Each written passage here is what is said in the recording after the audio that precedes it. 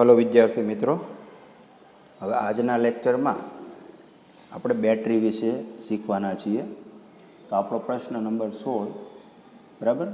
પહેલાં પ્રશ્ન વાંચીએ કે બેટરીના ઈએમએફ એટલે વિદ્યુત ચાલક બળની સમજૂતી આપો, તેનો એકમ લખો, તે પરથી ઓપન સર્કિટ કન્ડિશનમાં છે તેમ ક્યારે કહેવાય. બરાબર. જો બેટરી માટે કયો શબ્દ લેવાનો છે? ઈએમએફ અથવા વિદ્યુત ચાલક બળ. બરાબર. ઈએમએફ અથવા વોલ્ટેજ, બરાબર, એની વાત કરીએ. જો ઈએમએફ છે શું, પહેલાં સમજો અહીંયાથી. બરાબર. ઈએમએફ આને તમે જો સમજો તો એને આપણે ઇંગ્લિશમાં આખું નામ કેવું હોય તો ઇલેક્ટ્રોમોટિવ ફોર્સ. ઈએમએફનું પૂરું નામ શું છે? Electromotive force. અથવા ગુજરાતીમાં કેવું હોય તો ઇલેક્ટ્રો એટલે વિદ્યુત, મોટિવ એટલે ચાલક, અને ફોર્સ એટલે બળ. ગુજરાતીમાં કહેવાય વિદ્યુત ચાલક બળ, વિદ્યુતને ચલાવતું બળ. બરાબર. જો આપણે એવું શીખ્યા છે કે ખરેખર બેટરીનું કામ શું, બરાબર, તમે ઘડિયાળમાં એમાં સેલ જોડો છો અથવા લેમ્પ કે કોઈ પણ વસ્તુ હોય તો લેમ્પ સાથે તમે આ બેટરી જોડો છો, તો બેટરીનું કામ શું? બરાબર. તો બેટરી છે પ્રવાહનું નિર્માણ કરે. બરાબર. આની અંદરથી વિદ્યુત ભારો ઇલેક્ટ્રોન પાસ થાય, સર્કિટ પૂરી થાય. બરાબર. ઋણ છેડામાંથી ઇલેક્ટ્રોન નીકળે, ધન સુધી પહોંચે, સર્કિટ પૂરી થાય. બરાબર. અને લેમ્પ પ્રકાશિત થાય. તો સીધી સાદી વસ્તુ છે કે વિદ્યુત ભારિત કણોની ગતિને લીધે શું થાય? વિદ્યુત પ્રવાહ નિર્માણ થાય. પહેલાં તો વિદ્યુત પ્રવાહ ઉદ્ભવે શા માટે? કે ભાઈ આ વિદ્યુત ભારો ઇલેક્ટ્રોન છે એ ગતિ કરે છે, એટલે વિદ્યુત પ્રવાહનું નિર્માણ થાય. પણ અહીંયા જો ઉર્જાની વાત થઈ શકે કે ભાઈ વિદ્યુત ભારો એની જાતે ગતિ કરવાના નથી. બરાબર. નહીંતર આપણે જોયું હતું કે બેટરી જોડો તો જ પ્રવાહ વહે છે, બાકી તો ધાતુના તારમાં અથવા કોઈ પણ ધાતુમાં મુક્ત ઇલેક્ટ્રોન તો હોય જ છે, પણ એ કંઈ પ્રવાહ આપતા નથી. બેટરી જોડ્યા પછી જ પ્રવાહ આપે છે. તો એનું કારણ શું? આ બેટરી શું કરે છે? તો એ વિદ્યુત ભારોને ઉર્જા આપે છે, અથવા એની પર બળ લગાડે છે, અથવા એની પર કાર્ય કરે છે, અને એને ગતિમાં રાખે છે. જેમ મોટર પાણી ફેરવે છે એમ આ, બરાબર, બેટરી છે એ ઉર્જા આપીને વિદ્યુત ભારોને ગતિ કરાવે છે, એટલે પ્રવાહનું નિર્માણ થાય છે. બરાબર. એટલે જો આપણી એટલી બાબત થાય કે વિદ્યુત ભારિત કણો છે એની ગતિને લીધે જ વિદ્યુત પ્રવાહનું નિર્માણ થાય. બરાબર. અને જો વિદ્યુત ભારને ગતિ કરાવી હોય તો એના ઉપર શું લગાડવું પડે? બળ લગાડવું પડે, અથવા ઉર્જા આપવી પડે, અથવા કાર્ય કરવું પડે. બરાબર. તો જો વિદ્યુત ઈએમએફનું પ્રાપ્તિ સ્થાન કોને કહેવાય? બરાબર. વિદ્યુત ચાલક બળ ઈએમએફનું પ્રાપ્તિ સ્થાન એટલે શું? કે એવી કોઈ પણ સંરચના, એવી રચના કે જેના દ્વારા તમે વિદ્યુત ભારો પર બળ લગાડી ઉર્જા આપી વિદ્યુત પ્રવાહ મેળવી શકો, તો એને વ્યાપક રીતે શું કહેવાય? ઈએમએફનું પ્રાપ્તિ સ્થાન કહેવાય. બરાબર. એટલે આમ જોઈએ તો કોની વાત કરીએ આપણે? બેટરીની વાત કરીએ. બેટરી છે, જનરેટર છે. બરાબર. આપણે ઇલેક્ટ્રિસિટી મેળવીએ કોના દ્વારા? તો આપણે બેટરી સાથે વાયર જોડીને મેળવી શકીએ, જનરેટરમાંથી ઇલેક્ટ્રિસિટી મેળવીએ. તો આ બધા શું થઈ ગયા? વ્યાપક રીતે ઈએમએફના પ્રાપ્તિ સ્થાન થઈ ગયા. ઈએમએફના પ્રાપ્તિ સ્થાન એટલે હવે તમને ખ્યાલ આપ્યો કે આ બંને, આ બધી રચના શું કરશે? કે વિદ્યુત ભારો પર બળ લગાડશે, અને ગતિમાન કરશે, ઉર્જા આપશે, અને પ્રવાહનું નિર્માણ કરશે. તો આને ઈએમએફનું પ્રાપ્તિ સ્થાન કહેવાય. બરાબર. તો જે ઇલેક્ટ્રિસિટી આપતું હોય એ ઈએમએફનું પ્રાપ્તિ સ્થાન, અને એ આ પ્રકારનું કાર્ય કરે એવી વાત છે. હવે ઈએમએફ છે કોને કહેવાય? એની વ્યાખ્યા લખવી હોય તો જો ઈએમએફ એટલે હકીકતમાં વિદ્યુત ચાલક બળ, એટલે આપણે વાત કરીએ છીએ વોલ્ટ. હવે જો આ વાત છે વોલ્ટેજની. બરાબર. તમે VIR એમાં પ્રવાહ શીખી ગયા. હવે કોની વાત છે? વોલ્ટેજની વાત છે. તો વોલ્ટેજ એટલે એને અહીંયા વિદ્યુત સ્થિતિમાનનો તફાવત એ કહીજો. બરાબર. અથવા અહીંયા આપણા કેસમાં બેટરી માટે ઈએમએફ એવું નામ આપ્યું. બરાબર. તો વોલ્ટેજની વ્યાખ્યા શું? તો જો એનું સૂત્ર છે V = W/Q. બરાબર. આ સૂત્ર વોલ્ટેજનું યાદ રાખો એટલે તમને ખ્યાલ આવી જાય. V = W/Q. બરાબર. તો જો અહીંયા W શું છે? એ કાર્ય છે અથવા ઉર્જા છે, અને Q શું છે? વિદ્યુત ભાર છે. બરાબર. એટલે કાર્યના છેદમાં વિદ્યુત ભાર. હવે અહીંયા વ્યાખ્યા લખવી હોય તો શું લખાય? એકમ વિદ્યુત ભાર લઈ લો, છેદ એકમ લઈ લો. તો એકમ વિદ્યુત ભાર માટે કરવું પડતું કાર્ય, અથવા એકમ વિદ્યુત ભારને આપવી પડતી ઉર્જા, એ જ શું કહેવાય? વોલ્ટેજ કહેવાય. બરાબર. એકમ વિદ્યુતભાર એટલે આપણે લઈ લો 1 કુલમ વિદ્યુતભાર લઈ લો તો એને ગતિ કરાવવા કંઈક ઉર્જા આપવી પડશે. એ જ એનું શું થઈ ગયું? વોલ્ટેજ થઈ ગયું. બરાબર. દાખલા તરીકે આપણે અહીંયા એમ કહી દઈએ કે ભાઈ આ સેલ છે 1 વોલ્ટનો છે અથવા 10 વોલ્ટનો આ સેલ છે. બરાબર. તો જો આ વિદ્યુતભારને કેટલી ઉર્જા આપતું હશે? તો V બરાબર W/Q પરથી વિચારો. જો હવે વિદ્યુતભાર 1 કુલમ લઈ લો તો V બરાબર શું થઈ ગયું? W. Q1 લઈ લો તો V બરાબર W. અને V કેટલા છે? 10 વોલ્ટ છે. તો આનો અર્થ શું થઈ ગયો કે અહીંયા આ 10 વોલ્ટની બેટરી છે એટલે 1 કુલમ વિદ્યુતભારો અહીંયા નીકળે. અહીંયાથી વિચારે ધારો કે ઋણ વિદ્યુતભાર નીકળ્યા અને ધન છેડા સુધી પહોંચે તો એને કેટલી ઉર્જા જોઈએ? 10 જૂલ જેટલી ઉર્જા આપે. 10 વોલ્ટ છે એટલે 10 જૂલ જેટલી ઉર્જા જોઈએ, કેમ કે છેદમાં Q1 છે. બરાબર. તો આ વોલ્ટેજનો અર્થ થયો. એટલે જેટલા વોલ્ટેજ હોય 220 વોલ્ટ હોય તો 220 જૂલ ઉર્જા એ આપતું હોય, એટલે ઉર્જા વધારે હોય. કોને? 1 કુલમને. Q1 છે. એકમ પૂછ્યો હોય વોલ્ટેજનો તો શું થાય? તો કાર્ય અથવા ઉર્જાનો જૂલ થઈ ગયો અને વિદ્યુતભારનો શું થઈ ગયો? કુલમ. એટલે જુલમ પર કુલમ, જૂલ પર કુલમ. અહીંયા જુલમ નથી કરવાનો. બરાબર.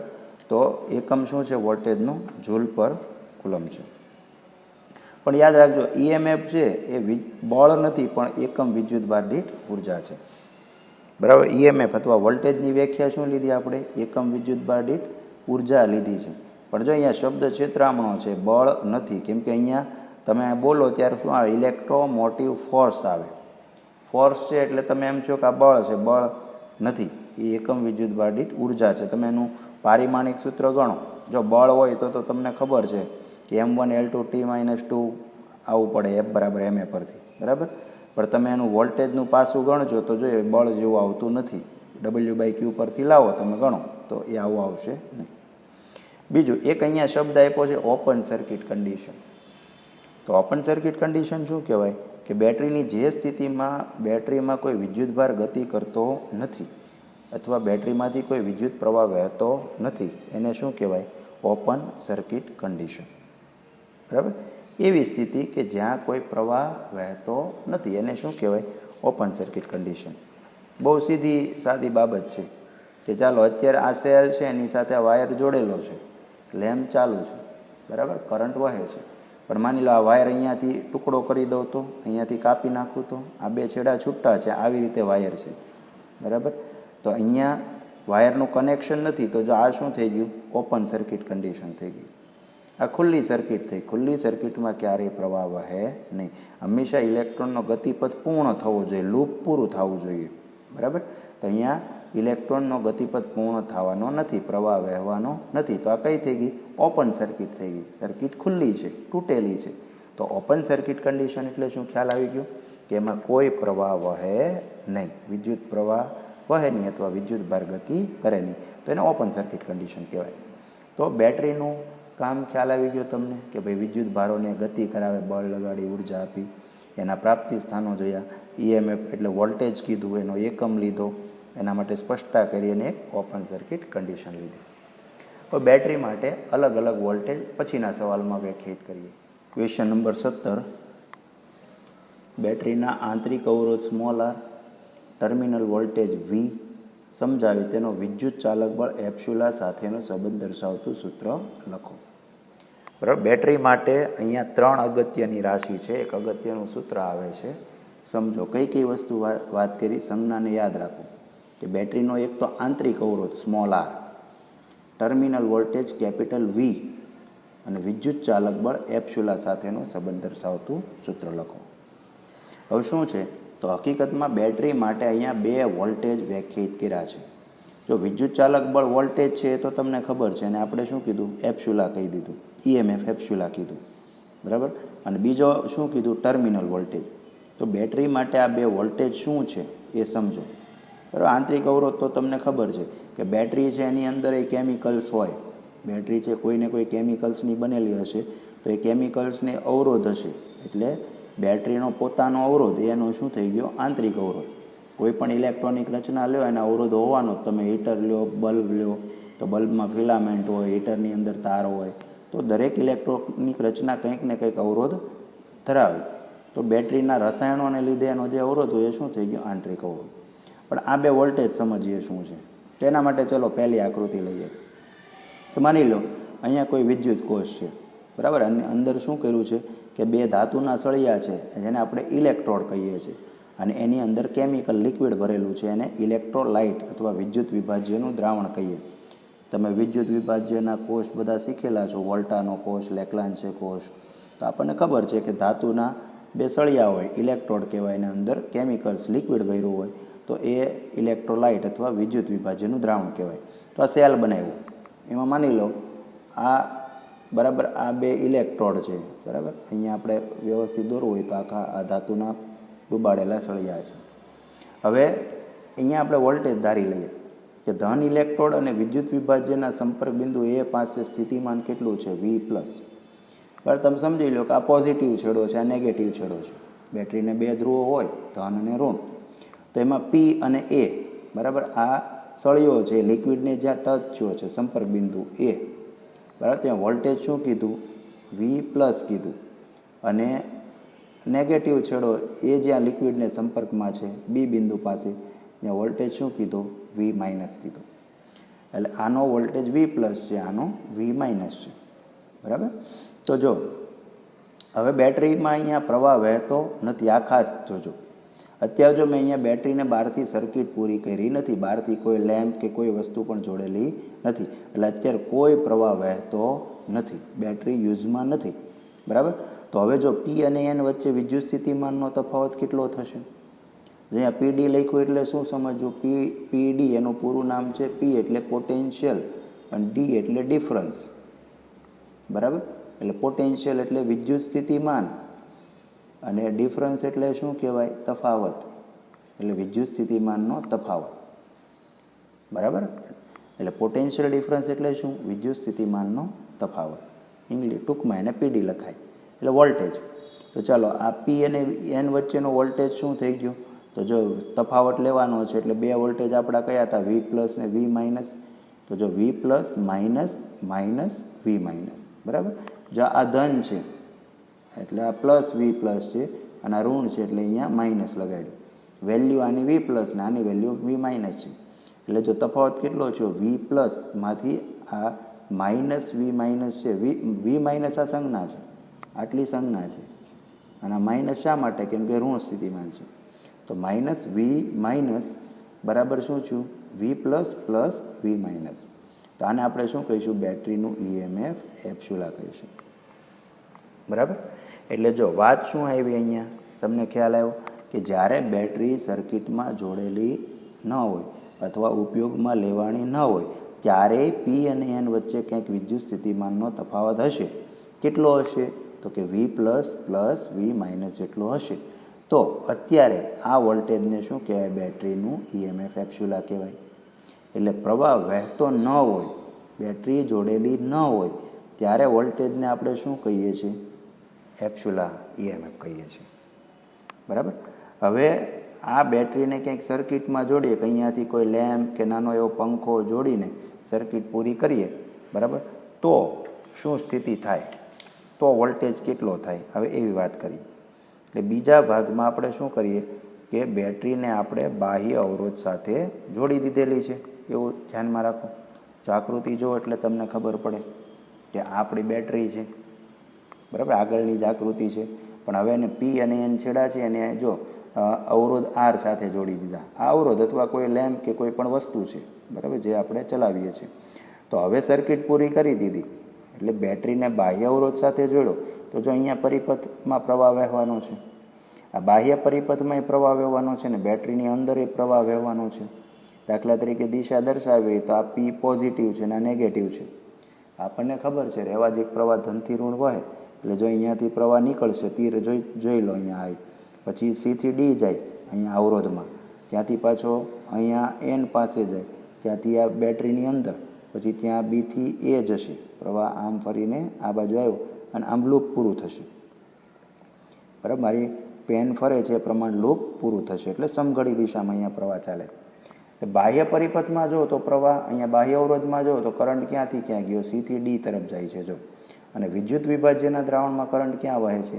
એનથી પી અથવા બીથી એ આમ પ્રવાહ આવે છે. હવે અહીંયા આપણે વોલ્ટેજ લઈએ તો ધારો કે અહીંયા આપણું વિદ્યુત વિભાજ્યનું દ્રાવણ છે એનો અવરોધ કેટલો કહી દઉં, સ્મોલ આર છે, જેને આપણે શું કહીશું, બેટરીનો આંતરિક અવરોધ કહીશું. બરાબર, બેટરીના કેમિકલ્સનો અવરોધ એટલે આંતરિક અવરોધ આપણે કેટલો લઈએ, સ્મોલ આર લઈએ. હવે વિચારો કે જ્યારે પ્રવાહ વહે છે, અત્યારે પ્રવાહ વહે છે, તો હવે પી અને એન બિંદુ વચ્ચેનો વોલ્ટેજ કેટલો થશે? તો જો આ બે પોઈન્ટ વચ્ચેનો વોલ્ટેજ વિચારવાનો છે પી અને એન વચ્ચેનો, તો જો આટલી સર્કિટ જો, તો પી અને એન વચ્ચેનો વોલ્ટેજ એટલે કોની કોની વચ્ચેનો વોલ્ટેજ? જો એ 3 વોલ્ટેજનો સરવાળો થશે. એક તો પી અને એ વચ્ચેનો વોલ્ટેજ, જો પીથી એ આ પોઈન્ટ, બરાબર, અહીંયા આ એ છે, આ બી છે, તો પીથી એ વચ્ચે કંઈક વોલ્ટેજ હશે, એટલે આપણો જે ઇલેક્ટ્રોડ છે એની ઉપર કંઈક વોલ્ટેજ હશે. પછી એથી બી એટલે આ જે દ્રાવણ આટલું છે બંને વચ્ચે, એની વચ્ચે કંઈક વોલ્ટેજ હશે, કેમ કે એને કંઈક અવરોધ છે. પછી વત્તા બી અને એન, આ બી અને એન એટલે બીજો ઇલેક્ટ્રોડ છે એની વચ્ચે કંઈક વોલ્ટેજ હશે. તો ત્રણેય વોલ્ટેજનો સરવાળો એ પી અને એન વચ્ચેનો ટોટલ વોલ્ટેજ થશે. ફરીથી પી અને એન વચ્ચે કયું કીધું, તો જો પી અને એ વચ્ચે, એ અને વત્તા એ અને બી વચ્ચે, વત્તા બી અને એન વચ્ચે થઈ ગયા. તો વેલ્યુ મૂકી શકીએ. જો પી અને એ વચ્ચે આપણે કેટલો લખ્યો છે, વી પ્લસ. એ અને પી અને બી અને એન વચ્ચે કેટલો લખ્યો, પી અને એન વચ્ચે, તો એ વી માઇનસ. હવે જો એ અને બી માટે કેટલો લખ્યો છે, માઇનસ આઈઆર. તો આમ છે ને, તો જો એ અને બી વચ્ચે એટલે વચ્ચે જે આટલું લિક્વિડ છે, બરાબર, એને કારણે અવરોધ કેટલો લખ્યો, માઇનસ આઈ આર જેટલો થશે. બરાબર, તમે ઓમનો નિયમ જ વાપરો છે, વી બરાબર આઈઆર જ લીધો છે. તમે ધારી લો કે અહીંયા સર્કિટમાં કરંટ આઈ છે અને આટલા વિસ્તારનો અવરોધ, આંતરિક અવરોધ તમે આર ધાર્યો છે, એટલે આઈઆર થઈ ગયો. બરાબર, અને આઈઆર જેટલું સ્થિતિમાન શું થઈ ગયું, ઘટ્યું, કેમ કે ઋણથી ધન તરફ ગયું. બરાબર, એટલે આઈઆર કેવું થઈ ગયું, માઇનસ થઈ ગયું. એટલે વોલ્ટેજ કેટલો થઈ ગયો, વી બરાબર એપ્સ્યુલા માઇનસ આઈઆર. જો આ કઈ રીતે આવ્યું, તો આપણને ખબર છે વી પ્લસ પ્લસ વી માઇનસ બરાબર શું હતું, એપ્સ્યુલા. સમીકરણ 1 જોઈ લો આગળના પોર્શનમાં. બરાબર, તો આ શું થઈ ગયું, એપ્સ્યુલા માઇનસ આઈઆર, એટલે વી બરાબર એપ્સ્યુલા માઇનસ આઈઆર થઈ ગયું. તો આ જે વી છે એ આપણો શું થઈ ગયો, ટર્મિનલ. અને ક્યારે, જ્યારે પ્રવાહ વહે ત્યારે. અત્યારે પ્રવાહ વહે છે, સર્કિટ જોઈન્ટ છે. બરાબર, હવે જો આમાં પ્રવાહ ન વહે એ વાત પાછી લાવીએ કાંઈ, કે માની લો બાહ્ય અવરોધ અનંત હોય તો કરંટ કેટલો થશે, 0. માની લો આ આર છે ઇનફાઇનાઇટ છે, આ બહુ જ મોટો અવરોધ છે. બરાબર, તો અવરોધ અનંત છે એટલે પ્રવાહ વહેશે નહીં, અથવા કેટલો વહેશે, 0 વહેશે. તો પ્રવાહ 0 થઈ ગયો. હવે આ સમીકરણમાં આઈ 0 મૂકી દો. બરાબર, વી બરાબર એપ્સ્યુલા માઇનસ આઈઆર છે. બરાબર, એમાં આઈ 0 મૂકી દો તો વી બરાબર શું થાય, એપ્સ્યુલા. એનો ટર્મિનલ વોલ્ટેજ કેટલો બને, ઈએમએફ જેટલો બને. થઈ ગયું. તો આપણી આગળ આપણે જે વાત કરી એ તમને ખબર પડી ગઈ કે જ્યારે પ્રવાહ ન વહે, આઈ 0 હોય, ઓપન સર્કિટ કન્ડિશન હોય, પ્રવાહ 0 એટલે ઓપન સર્કિટ કન્ડિશન હોય, ત્યારે વોલ્ટેજ કેટલો થાય, ઈએમએફ. અને જ્યારે પ્રવાહ વહેતો હોય ત્યારે વોલ્ટેજનું સૂત્ર શું લેવાય, વી બરાબર એપ્સ્યુલા માઇનસ આઈ આર. બરાબર, એટલે ઓપન સર્કિટ કન્ડિશનમાં બેટરીના બે છેડાના વોલ્ટેજ છે એ પીડી થયું, અને જ્યારે પ્રવાહ વહેતો હોય ત્યારે બે છેડા વચ્ચેનો વોલ્ટેજ થયો એ શું થયો, ટર્મિનલ વોલ્ટેજ થયો. એટલે બે અલગ અલગ આકૃતિમાં મેં વાત શીખવાડી. અહીંયા સર્કિટ જોઈન્ટ છે તો વોલ્ટેજ વી વડે દર્શાવાય, સર્કિટ જોઈન્ટ નથી, બેટરી જોઈન્ટ નથી, તો વોલ્ટેજ એપ્સ્યુલા વડે દર્શાવાય. અને આ બે વચ્ચેનો સંબંધ છે. ચાલો, એટલે સીધી સાદી બાબત તમને આ ક્લિયર થઈ ગઈ. જો હજી આને સ્પષ્ટ કરવી હોય તો હું એક ઉદાહરણ તમને આપી શકું. બરાબર, કે આપણે ખરેખર બેટરી માર્કેટમાંથી લાવીએ છીએ. બરાબર, તેમાં વોલ્ટેજ લખેલા હોય છે. તમે કોઈ પણ સેલ લાવો, બરાબર, તો આ સેલ છે, સાદો પેન્સિલ સેલ છે, આ 1.5 વોલ્ટ ઉપર લખેલું છે. તો જો આ શું છે, તો આ 1.5નો અર્થ શું, કે ખરેખર આપણને અહીંયા 1.5 વોલ્ટ આ બેટરી જોડીએ તો વાપરવા મળશે. પણ આ બેટરી એકચ્યુઅલી કંઈક વોલ્ટેજ જુદા પેદા કરતી હોય, 1.5 નહીં પણ થોડા ઘણા વધુ વોલ્ટેજ એ પેદા કરતી હોય. બરાબર, દાખલા તરીકે 2 વોલ્ટ એ પેદા થાય છે. અહીંયાથી ઇલેક્ટ્રોન ગતિ કરવાના ચાલુ છે અને અહીંયા આમ પહોંચે છેડે, બરાબર, વોલ્ટેજ કેટલા ઉત્પન્ન છે, 2 વોલ્ટ છે. પણ હવે ઇલેક્ટ્રોન આની અંદર ગતિ કરે ત્યારે આ બેટરીને આપણે કીધું આંતરિક અવરોધ છે. તો જો આંતરિક અવરોધનો સામનો કરવામાં થોડુંક એનું વોલ્ટેજ શું થાય, વેસ્ટ થશે. એટલે ધારો કે કેટલું થયું, 0.5 વોલ્ટ જેટલું વેસ્ટ ગયું, અને છેડે જે પછી વધે એ આપણને વાપરવા મળે. બરાબર. એટલે તમે આમ લખી શકો 2 માઇનસ 0.5 બરાબર 1.5 થઈ ગયું. તો આવું સમીકરણ બેસાડી શકો. એટલે જો અહીંયા સૂત્ર પ્રમાણ લઈએ તો જો આપણું સમીકરણ લખી દઈએ V બરાબર એપ્સિલોન માઇનસ IR. આની જેવું કંઈક છે. બરાબર. કે ભાઈ તમે એવું કહી શકો ટોટલ વોલ્ટેજ કેટલા થાય છે, 2 પેદા થાય છે. એમાંથી 0.5 વોલ્ટેજ એટલે IR એટલે વીજ થયું ને. તો 0.5 વોલ્ટેજ શું થઈ ગયા, વેસ્ટ થયા. આની અંદર આંતરિક અવરોધનો સામનો કરવામાં વપરાઈ ગયા. તો બચ્યા કેટલા, 1.5. એ આપણું શું થયું, ટર્મિનલ વોલ્ટેજ. ટર્મિનલ એટલે છેડા, કે આ વોલ્ટેજ મને આ છેડે વાપરવા મળે. એનું નફા નુકસાન બાદ કરતાં આટલું મને વાપરવા મળે. તો આ ટર્મિનલ વોલ્ટેજ થઈ ગયા. બરાબર. એટલે આવી રીતે આખો EMF અને ટર્મિનલ વોલ્ટેજનો કન્સેપ્ટ છે. Question number 18.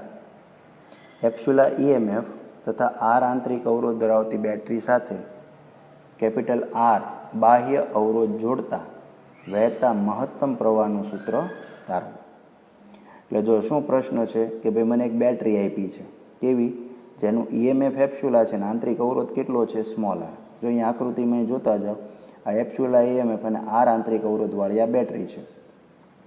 એને બહારથી શું કરી દીધી, કેપિટલ R બાહ્ય અવરોધ જડાવતી બેટરી સાથે જોડી દીધી. તો અહીંયા બહારથી એક અવરોધ જોડ્યો, કેપિટલ R, સર્કિટ પૂરી કરી દીધી. તો આમાં વહેતા મહત્તમ પ્રવાહનું સૂત્ર તારો, કે અહીંયા મેક્સિમમ કેટલો પ્રવાહ મળી શકે, આ મેક્સિમમનું સૂત્ર તારવવાનું છે આ પરિપથમાં. તો જો બહુ સરળ છે, સાદુરૂપ છે. પહેલાં તો આપણને ખબર છે કે બેટરીનું EMF અને ટર્મિનલ વોલ્ટેજનું સંબંધ દર્શાવતું સૂત્ર શું છે, V બરાબર એપ્સિલોન માઇનસ IR. બરાબર. આને સમીકરણ આપણે 1 કહી દઈએ. બરાબર. તો આ ટર્મિનલ વોલ્ટેજ અને આ એનું EMF છે. અહીંયા એક નોંધ લખી શકાય કે જો epsilon very greater than R હોય તો બેટરીનો આંતરિક અવરોધ શું કરી શકાય, અવગણી શકાય. જો કોણ મોટું હોય, એપ્સિલોન સ્મોલ r કરતાં બહુ મોટું હોય. દાખલા તરીકે આ એપ્સિલોન છે પદ બહુ મોટું છે, આ R બહુ નાનો છે એટલે IR પદ નાનું થશે. તો એપ્સિલોનની સામે IR પદ નાનું થશે તો એને અવગણી શકાય. તો આવી વાત થઈ શકે, એક નોંધ તરીકે તમે એને લઈ શકો. અહીંયા આપણે એનું કામ નથી. તો આપણે આપણી થિયરીમાં જઈએ. જો હવે એવું કહી દઉં કે R અવરોધના 2 છેડા વચ્ચેનો વોલ્ટેજ કેટલો હોય, V હોય, તો ઓહમના નિયમ પ્રમાણે શું લખાય, V બરાબર IR. બરાબર. આ આપણો અવરોધ R છે. ચાલો અહીંયા એવું ધાર્યું કે R અવરોધના 2 છેડા વચ્ચેનો વોલ્ટેજ કેટલો કહી દઉં, V. બરાબર. આ A અને B, આ 2 પોઈન્ટ વચ્ચેનો વોલ્ટેજ V હોય તો ચાલો ઓહમના નિયમ પ્રમાણે શું લખી શકાય, તો V કરંટ લઈ લો I, તો V બરાબર શું થાય, IR થઈ જાય. બરાબર. તો આપણી પાસે Vના 2 સૂત્ર છે, સમીકરણ 1 અને 2, બેને સરખાઈ દો. તો જો અહીંયા V બરાબર શું લખ્યું, એપ્સિલોન માઇનસ IR, અને આ V બરાબર શું, I કેપિટલ R. અહીંયા જો R યાદ રાખજો, બે અહીંયા આ સ્મોલ r છે એ આંતરિક અવરોધ છે, અને કેપિટલ R છે એ બહારથી જોડેલો અવરોધ છે. બરાબર. તો આ માઇનસ IR આ બાજુ લઈ લો એટલે પ્લસ IR થાય. એટલે જો આપણું પદ બન્યું IR પ્લસ IR બરાબર એપ્સિલોન. આ માઇનસ અહીંયા આવી જાય તો I કોમન નીકળે. તો I કોમન કાઢો તો શું થાય, R પ્લસ R બરાબર એપ્સિલોન. તો I બરાબર શું થાય, એપ્સિલોનના છેદમાં R પ્લસ R. એટલે જો પહેલાં તો આ સર્કિટમાં પ્રવાહ કેટલો વહે એનું સૂત્ર એવું કે આવું જોડો R તો પ્રવાહ કેટલો વહે, તો અહીંયા ઓહમનો નિયમ જ છે, I બરાબર V બાય R જ છે. જો છે તો I બરાબર વોલ્ટેજ કેટલા છે, એપ્સિલોન, અને અવરોધ કેટલો છે, તો 2 અવરોધ છે, સ્મોલ r ને કેપિટલ, એક બાહ્ય અને એક આંતરિક, એટલે બેનું ટોટલ આવ્યું. પણ મારે મહત્તમ પ્રવાહ જોઈએ છે, તો જો અહીંયા I મેક્સિમમ ક્યારે બને, તો છેદ મિનિમમ બને. તો બરાબર. આઈના સૂત્રમાં 2 પદનો ભાગાકાર છે, તો જો આ ભાગાકારવાળું પદ છે એ મિનિમમ બને તો પ્રવાહ કેવો બને, મેક્સિમમ બને. તો એ મિનિમમ બનાવવા કેપિટલ R શું લઈ લીધો, 0. કે બહારથી તમે જે અવરોધ જોડો એ કેટલો હોઈ શકે, નાનામાં નાનો 0. તો I મેક્સિમમ શું થશે, એપ્સિલોનના છેદમાં R થશે. બરાબર. જો આંતરિક અવરોધ 0 નથી હોવાનો, બેટરી છે તો એને કોઈને કોઈ આંતરિક અવરોધ હશે, બાહ્ય અવરોધ 0 હોઈ શકે. તો બાહ્ય અવરોધ તમે ગમે એટલો જોડી શકો. તો તમે 0 જોડ્યો તો પ્રવાહ કેવો થઈ ગયો? મહત્તમ. તો આઈ મેક્સિમમ કેટલું છું? એપ્સિલોન બાય આર થાય.